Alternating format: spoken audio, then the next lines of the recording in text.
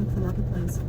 We learned last week that in August, the unemployment rate ticked up to 3.7%, according to the Bureau of Labor Statistics. And it turns out last month, people came off the sidelines to attempt to return to the labor force, so now they count as unemployed.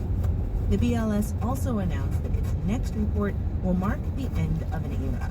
September will be the last month the agency will ask supplemental questions about COVID-19 and the impact the pandemic has had on the labor market. Marketplace's Justin Ho reports.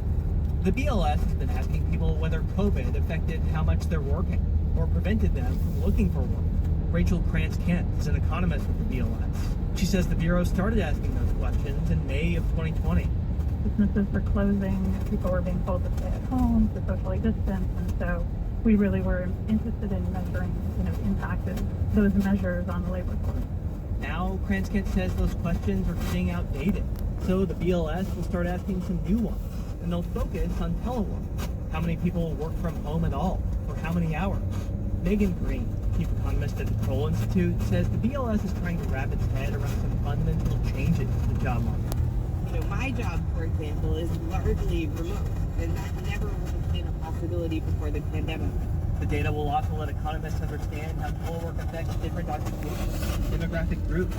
Misty Hageman, professor at the University of Kansas, has been researching the pressures mothers face while working from home with this new data.